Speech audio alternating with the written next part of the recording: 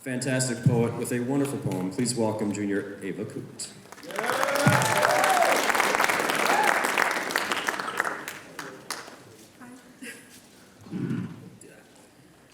So I'm a junior here. I've been doing this since my freshman year, I think. But this year I kind of decided to do something a little bit different because I've been taking this class, AP Portfolio. If you don't know what that is, it's basically like an AP art class.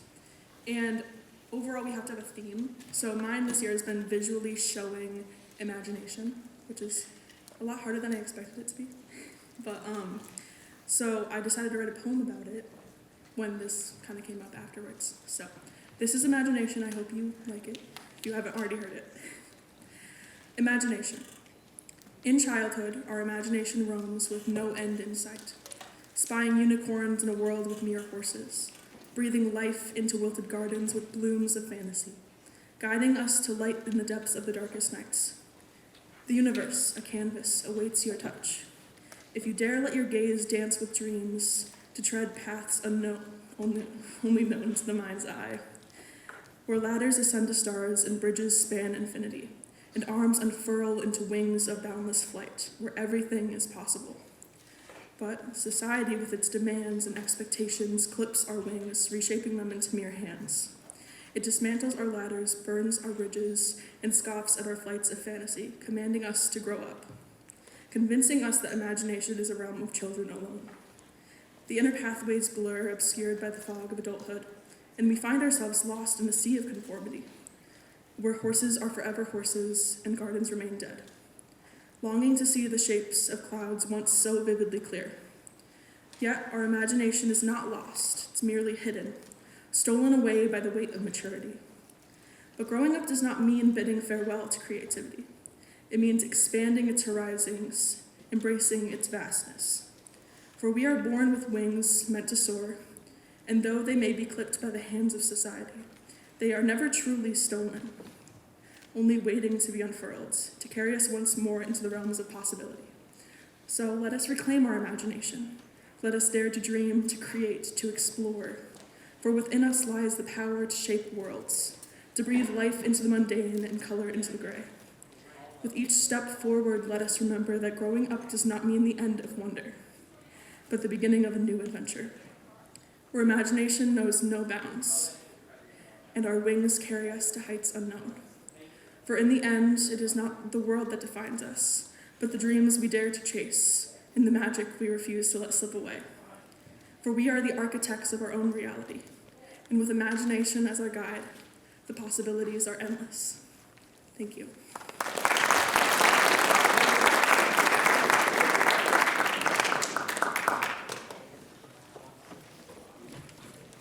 All right, thanks again, Ava. That was wonderful. Are you submitting this line on it? Are you submitting this line on it? Yeah. And was it worth it to get up here? And did you just tell me that you were nervous? And yet it was still worth it for her to get up here. So thank you again. We appreciate it so much. All right, I love that poem for the next 4 periods as well, because we have a very imaginative person with us. This is an absolute joy and honor. Our guest today is the New York Times best-selling author of The Astonishing Color of After, which was longlisted for the Carnegie Medal and was named by Time magazine as one of the 100 best YA books of all time. Her latest novel, An Arrow to the Moon, was an instant national bestseller and featured on NPR's Best Books of 2022. She is currently on the faculty of the creative writing programs at the New School and Vermont College of Fine Arts. Please give a warm welcome to Emily X.R. Pan.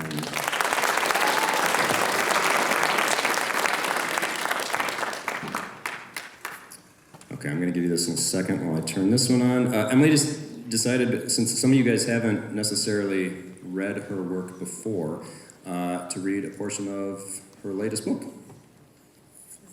That one's on, I believe. Hello. A little livelier. It's not like 8 in the morning anymore, right? I promise I'm not live tweeting.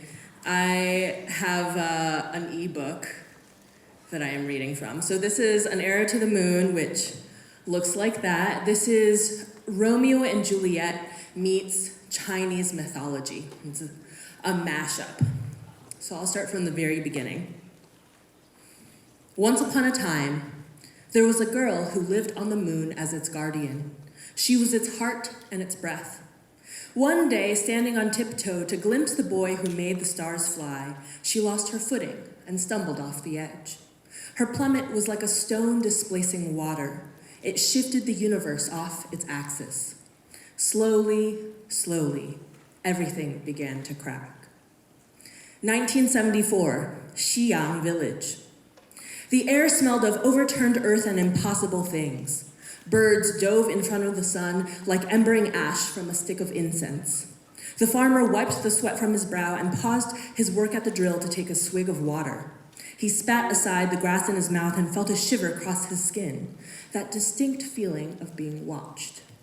The unblinking eyes stared at him from several paces away, low in the grass, the head of a man, mud-colored, preserved.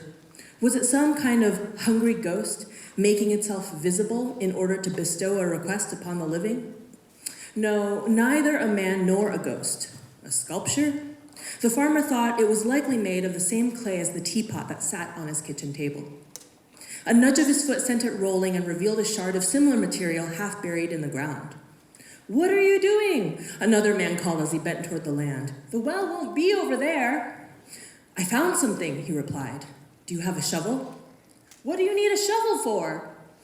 The others came over to watch as the farmer dug and scraped. More hands and tools joined to scratch at the earth, and by the time the sun was treading just below the horizon, they'd pulled up a collection of broken terracotta pieces, enough to fill a wheelbarrow. The men would take these to the nearest city to see what money could be gotten for them. Someone called out, "Look!" They all saw it, light shining from the very bottom of what they'd excavated. It burned brighter with each second, and the men held up palms to shield their eyes. The ground shook. One farmer shouted an earthquake warning. By now the world was a quick dimming gray. It was in this almost night that they watched the silvery light rise into the sky, a star falling in reverse, until it disappeared from sight, and none of the farmers could be sure the phenomenon had been real. The star arced through the skies. It cracked in half as it fell back down to the other side of the globe.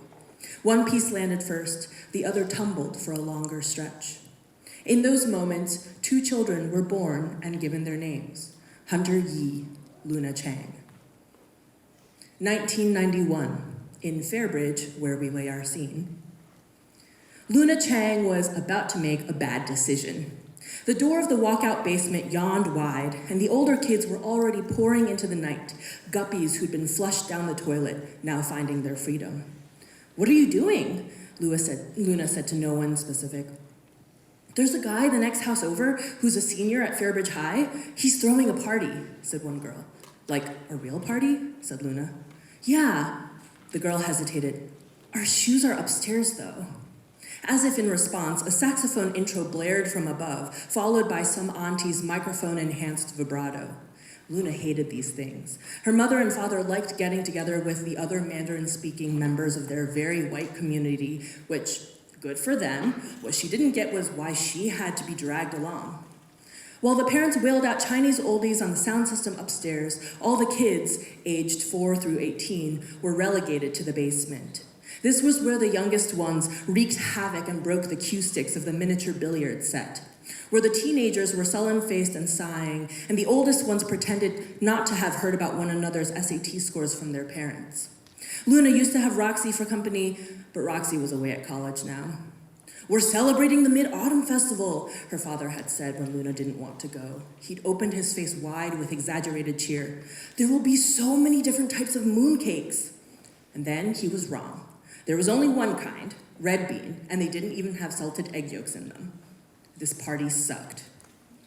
Luna could stay here in this corner of this random auntie's house watching awkward middle schoolers work at loops of string for Cat's Cradle, listening to the occasional exchange of jokes that weren't particularly funny, idly wondering about people she didn't recognize and probably would never see again, or she could do something different. Her heart drummed in her ears. She was not a rule breaker. I'll stop there.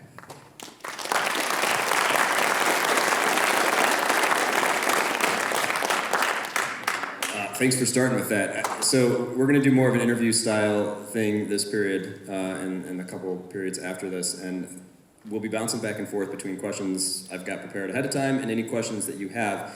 It's slightly difficult to see on stage with the lights, so just make sure when it comes time for audience questions that you raise your hand super high. If you need to wave it, go for it, okay?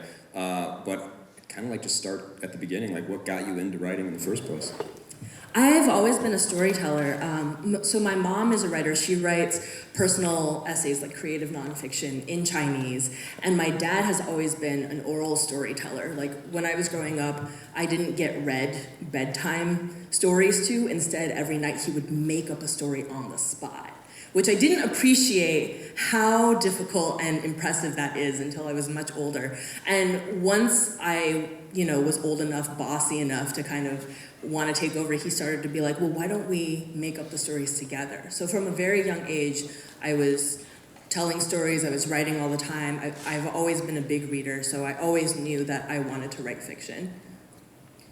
I suddenly feel kind of put to shame as a father. I remember hearing that about, what was his name, Richard Adams, the guy who wrote Watership Down, and it was the same thing. It was like kid stories for his kids that he ended up turning into a novel. That's super cool. Now, I know you are of Taiwanese and Chinese American descent. Where did you grow up? And, the guy we had here earlier was from Libertyville, so he talked a little bit about how place shapes who you are, particularly as a writer. Can you say the same about the place that you grew up? Yeah, I was actually born in Illinois, but I moved at a very young age, like as a baby. So my parents moved kind of all over the U.S. as I was growing up.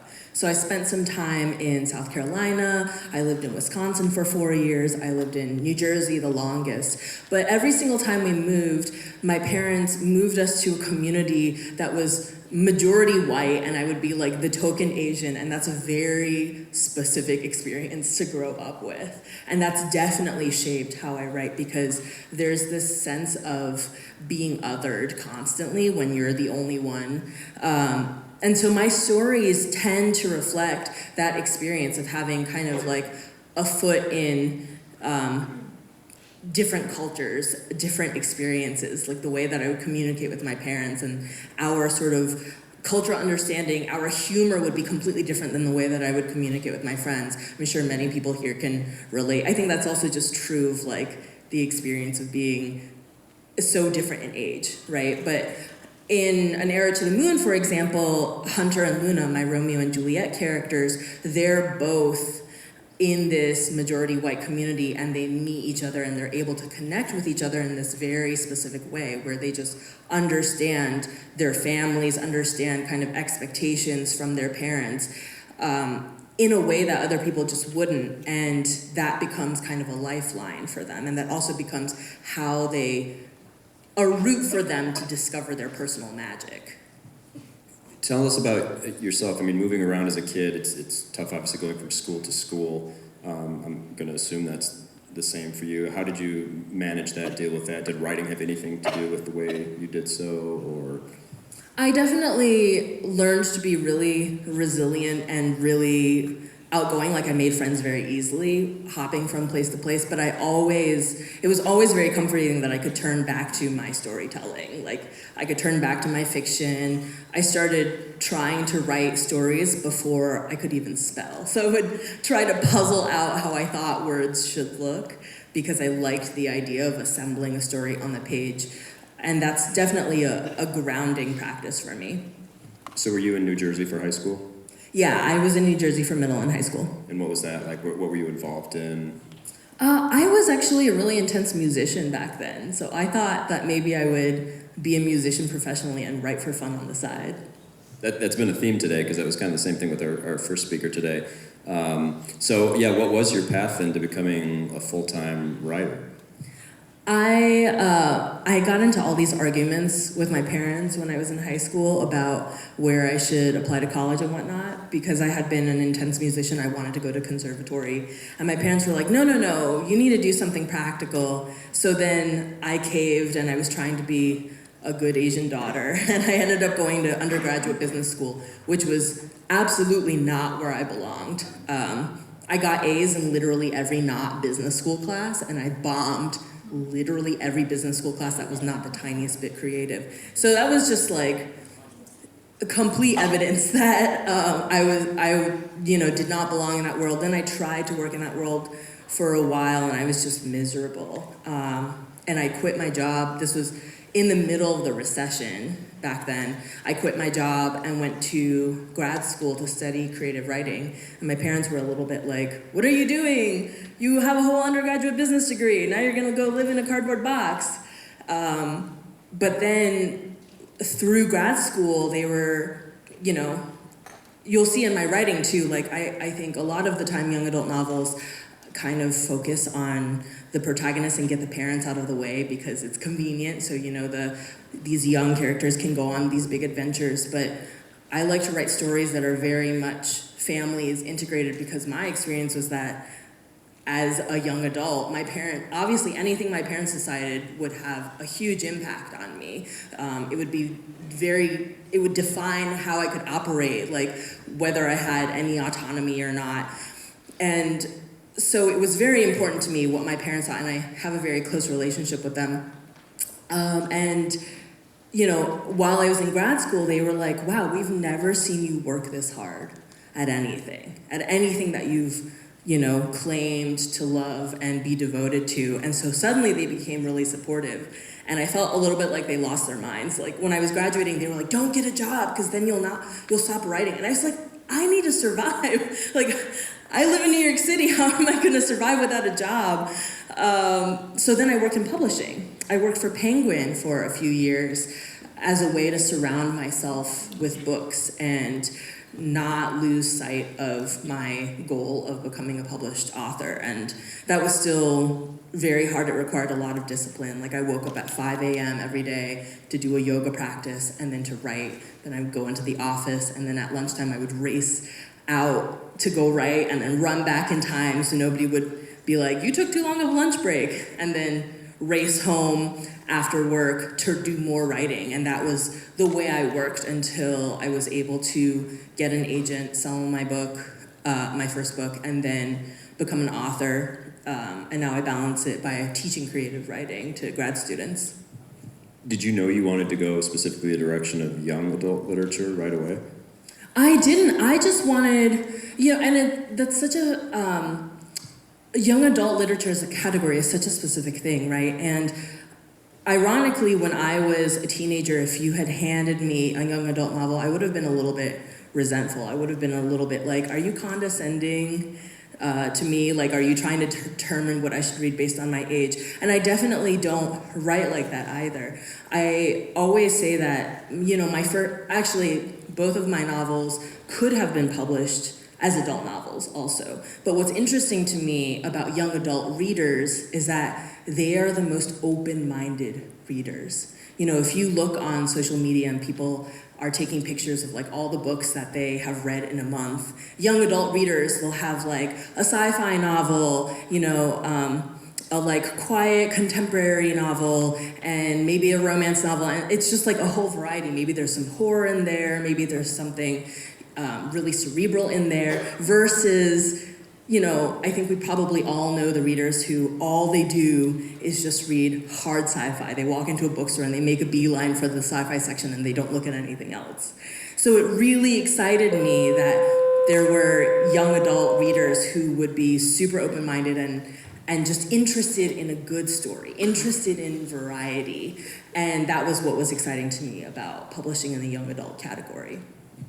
Were there other attempts at a book before The Astonishing Color of After, or was that the first pursuit? Oh, that was definitely not the first. I started trying to get published when I was 15. So when I was 15, I was already sending full novels out to literary agents. And this was back before agents were receptive to emails. So I had to print out my novel, and there was a whole format that you had to follow. It was very strict. I had to write a letter and print it out. I had to package it in an envelope. I couldn't drive yet, so my dad was driving me to the post office to drop off my packages and mail them off to agents, so that months later I could get a rejection, like a form rejection, which was devastating. But yeah, it was a long journey of many, many years, many, many novels. And it's actually, I think, really, really good that I didn't get any of those other novels published. There was one novel that I wrote before The Astonishing Color of After that I think came close. I only reached out to 9 agents. And most of them, almost all of them, asked to read the novel, and one of them even gave me track changes feedback on like 150 pages of the novel and was like, if you rework this and send it back to me, I want to see it. And I took that to be, okay, I'm close, but it's not good enough. And so I set that novel aside and went back to working on The Astonishing Color of After. I'd started The Astonishing Color of After in 2010 and worked on it, paused, worked on other things, came back to it, rewrote it. I rewrote that book so many different times, so many different ways before I actually got an agent. And I think that there can be this impatience. I don't know how many people in the audience are maybe, hoping to publish a book one day. There can be so much impatience to reach your goal, right? To be like, I just want to be a published author. I just want to see my book on a shelf somewhere. But what I had written before The Astonishing Color of After just wasn't good enough. Maybe it could have been published. It's not something that I would have continued to be proud of. It's not something that I think would stand the test of time, and I think because I waited to publish something that felt so wholly me and that I felt so certain of, I got a lot of support from my publisher. So they put a huge push behind it.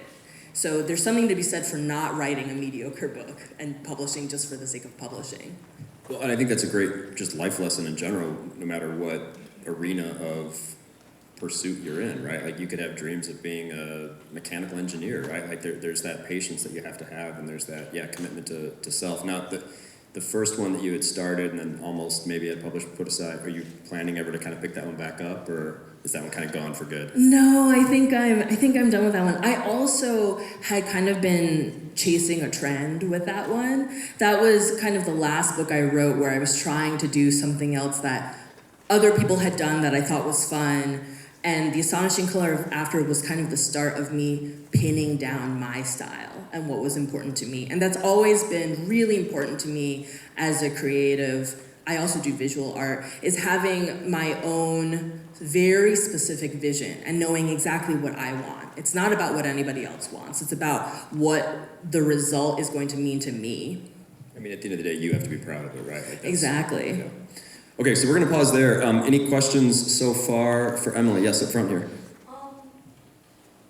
Was The Astonishing Color of After just based off genre, or was it kind of like your own experiences also put into it? I definitely put a lot of personal experiences into The Astonishing Color of After. I had started writing it actually as a way of telling my grandmother's story.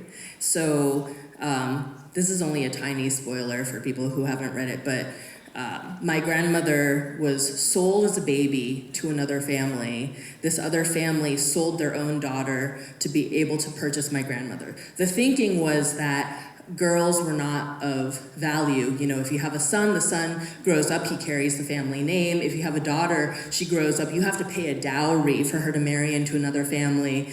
After you've spent all this time, energy, money raising her, feeding her, clothing her, and then she becomes part of that family. She's no longer part of your family.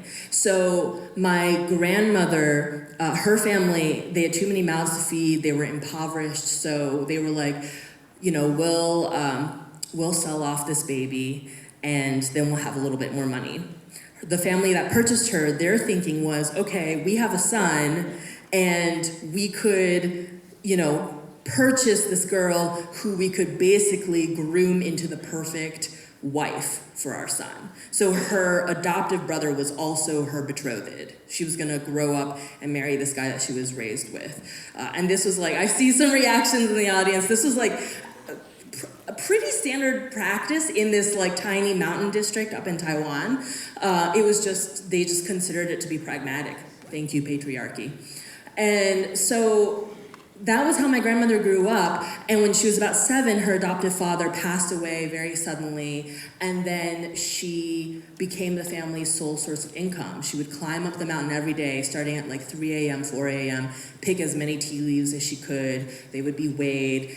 She'd get paid for that. And when she came of age, her adoptive mother was like, you've been the greatest gift to this family. My son is kind of an a-hole. You don't have to marry him.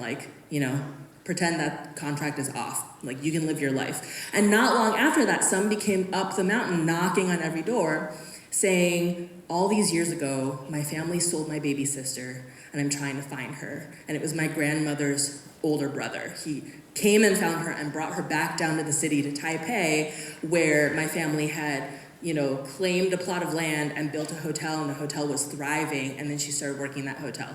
And the stories just continue to be very wild from there. So I wanted to write that. I wanted to write this kind of ode to my grandmother. So originally the novel actually started as a historical adult fiction novel spanning the first 40 years of this woman's life, starting in 1927 in Taiwan, and then I got really overwhelmed by the research. So I ended up kind of reworking it so that it was from the perspective of a teenage girl who's hearing her grandmother's stories for the first time. So then for many years, I worked in that regard, and I was writing a little bit about my experience growing up, feeling kind of like separate from my culture, but also very much interested in diving into it and getting that richness in my life. And then in 2014, my aunt died by suicide, and it was this event that really shook my family. It completely changed so many things, but also, and this is written into the book too, my family is Buddhist, and they were like, you can't weep. You can't mourn loudly for your aunt because the sound of you mourning is going to prevent her spirit from being able to figure out the ideal path forward. So we can't have that. And I was very angry about that. And I think that a grieving process should look like whatever it needs to for each person, right? Like, grief can manifest in so many ways. And so I ended up completely rewriting The Astonishing Color of After that event. And that was when it became that Lee's mother had died by suicide. And then a lot of the book shifted at that point. My mother also has depression. I grew up with that, and so then I didn't even mean to, then I started to delve into what it feels like to grow up in a household where depression has such a huge presence. So it's a very personal book in a lot of ways, but all the characters are their own people, I put a little bit of myself into all of them, but a lot of it is very much shaped by my own life experiences. Before and during the writing of that book, had you been able to travel to Taiwan and China much, or? So I studied abroad in China when I was in college for a year, and I was very familiar with Shanghai, and I hadn't been to Taiwan since I was, I think, 13. So I hadn't been to Taiwan in I think 15 years, something close to that. And actually, because there was a lot of family drama, my mom was like, you can't go to Taiwan. There's too much family drama. And I was very resentful of that. So when I sold my book, I said to my mom, I don't care what you think, I'm booking tickets to Taiwan. I need to do this research. I actually changed the book to accommodate that. So when I was writing it, the draft that got me my agent and the draft that sold to my editor, the book was set in Shanghai because I knew Shanghai so well. But I had to make the family jump through so many hoops. As you are probably aware, there's a lot of political tension between Taiwan and China. So it didn't totally make sense for a Taiwanese family to have, especially the older generation of a Taiwanese family, to have ended up in Shanghai. I was doing all these, doing all this rerouting to get my characters there. And there's a cultural mismatch. So when I sold the book, I made the decision that I'm gonna go to Taiwan and actually research on the ground there in order to write it. I also was doing a huge manuscript overhaul. I decided to completely tear out a fantasy world that was in the book when I first sold it to my editor. And so I basically stripped out this entire section of the book, and there are all these gaps left, and I wrote many of those scenes while I was in Taiwan doing research. And I booked it so that I would be there for Ghost Month, so I could actually capture that and put that into the book. Other questions? Yeah, back there.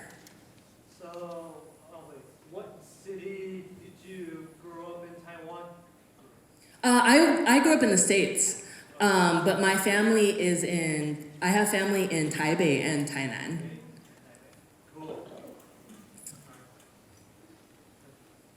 Any others? Yes. How old are you? How old am I right now? I turned 36 this year. Yeah, go for it. What was your definitive I made it moment? That's so funny because the frustrating thing about being an author is that the goalposts are always moving. So every time I would achieve one goal, I would immediately feel not good enough, not satisfied enough. So it's something that I'm constantly trying to kind of remind myself to celebrate. You know, for the longest time, because I've been trying to publish a novel since I was 15, for the longest time the goal was just get an agent, just get a book published. And then, you know, once I got an agent, it was like, can we get an auction going? Can we get multiple publishers interested? Then it was, can we get enough readers to have X, Y, and Z happen? You know, like the book hitting the New York Times bestseller list was really exciting. The book winning so many awards was really exciting. But I think, I love the way you put it, the I made it movement. I think it was, when I was writing An Arrow to the Moon, I really struggled because everything I'd written before had been written in private in this cave where I was writing for myself. I didn't know if the book would ever see the light of day, if any other eyeballs would be on it, but I could write it for myself. When I was writing An Arrow to the Moon, I felt like I was up on a stage and people were looking over my shoulder, and there was this tremendous pressure that made it extremely difficult to write the book.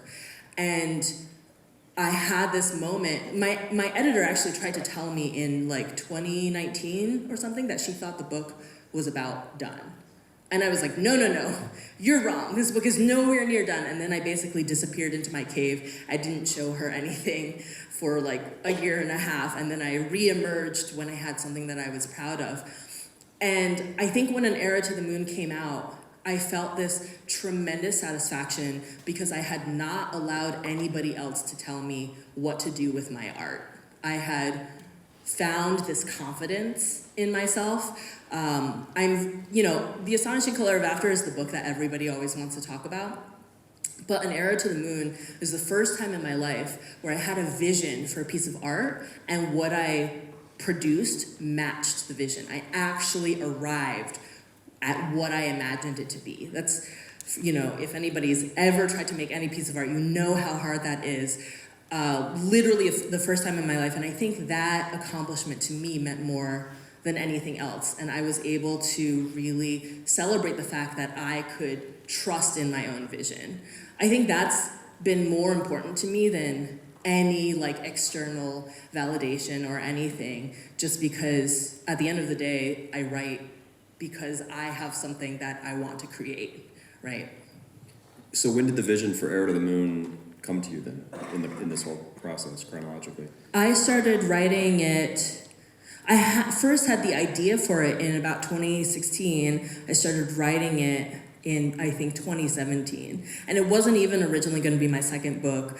My publisher had approved a different novel to be my second book.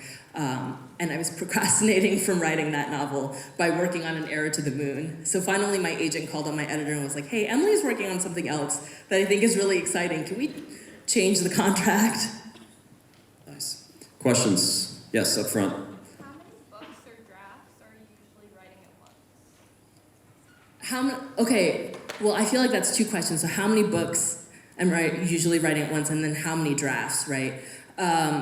I'm currently writing 4 different books at the same time. I also, I have ADHD, so that's kind of just how my brain works. It's nice for me to be able to hyper-focus on one thing and then switch at will to something else.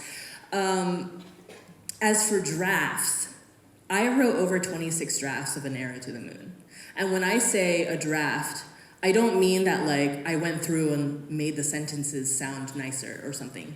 I mean that there are characters that existed in the early drafts that do not show up at all in the final book. There are, I mentioned before, The Astonishing Color of After had an entire fantasy realm that was half the book that the characters went into, like a portal fantasy world that did not make it into the final book. So when I do a new draft, I'm doing these huge revisions. You can think of it as like you're pulling apart a braid and then you tear out one or two of the strands and then you put in new strands and then you rebraid it all together. That's what my revision process looks like. Every writer works very differently, and frankly, every book that I write works very differently, so I can't ever predict how many drafts a book will take, and I also can't ever really predict the process that the book will require of me. But I've embraced this chronic rewriting that I have to do in order to produce what I want. That's great. There's another question up front, I think. Yeah. What's your favorite author? My favorite author. Oh, there are so many, but I especially love R.F. Kuang and Madeline Miller. So if you haven't read it, Babel by R.F. Kuang is phenomenal, and Circe by Madeline Miller. Those are probably two of my favorite books right now. I have to ask because we're down to about 5 minutes. A lot of students have been wondering about the bird in The Astonishing Color of After and how that idea specifically came about. People always ask me that, and I think it's a funny question because the way that my creative process works, I have a gazillion ideas at any given time, and I think of my brain as kind of this just vast ocean with pieces of wreckage drifting around, and each piece of wreckage is like a fraction of an idea. So I had always had this thought that I wanted to write about a character who turns into a bird, but I didn't know how that would manifest. I didn't know what age category that was going to be. It was just a random idea in my brain. As I mentioned, I'd been working on The Astonishing Color of After for years, on and off, and one day it just popped into my mind, oh, what if the death of this character coincides with a character turning into a bird? So these completely different pieces just kind of came together, and then the more that I experimented and played with it, the more it made sense to me. It's literally just kind of a creative process. It's a great explanation.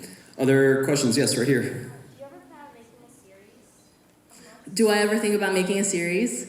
I know people always ask me if I'm gonna write sequels or make a series. I think there's something for me that's so satisfying about something being really self-contained in one book. So I don't know. I have toyed with the idea, but I'm not currently working on a series. Yes. Yeah, I'm genuinely interested. How did your father begin to tell his short stories? How did he begin to tell stories? I think he was my father is very imaginative, and I think he is just constantly kind of asking what if questions, you know? Like, what if this happens? What if that happens? I honestly don't know. I should ask him, but I think he just wanted to entertain me first and foremost. Has he written any of them down? Are they? He actually, during COVID, he started publishing his own work. He started sending it out to newspapers and magazines and getting his own stuff published, also in Chinese. So it's cute. We've turned into a family of writers. That's awesome. Anybody else? Yes, in the back. What is your favorite book you've written? My favorite book that I've written? Yeah. You're not supposed to pick favorites, right? But I'm very partial to An Era to the Moon. You know, when I wrote The Astonishing Color of After, I kind of reached a point at the end where I couldn't tell if I thought it was good or not. I couldn't tell if I thought it was done or not. I just let go of it because I was so tired of staring at it, and I was so overwhelmed because it was my first publishing process. Whereas An Era to the Moon, I was extremely intentional about all the way through. And, you know, as I mentioned, I'm fiercely proud of the book because I really achieved what I set out to do. And so I have to say that's probably my favorite child. Yes. Back corner. Why can't we let you choose a favorite book? Why? I think it's kind of like having a favorite kid, right? Like, you've birthed something, and so are you supposed to have favorites? I don't know. I'm grateful for all the attention and love that The Astonishing Color of After has gotten, but it just feels very different to me. I mean, what was the first thought that ran through your head when you heard that you were one of Time Magazine's 100 greatest? I can't even imagine that moment. I was like, did they make a mistake? That's funny. Questions? Yes, up front. How do you keep up motivation throughout the writing process? Keeping up motivation throughout the writing process. It can be really tricky, and it's really tempting. There's constantly shiny new object syndrome, right? It's like, oh, I'm working on this thing, but I'm stuck in it. What if I write that thing instead? I haven't even started that, so it's allowed to be like this perfect idea in my brain still. I kind of just have to force myself to commit to it. I have to believe that I'm gonna reach the end of this book and it's going to be worth something, you know? Thank you so much.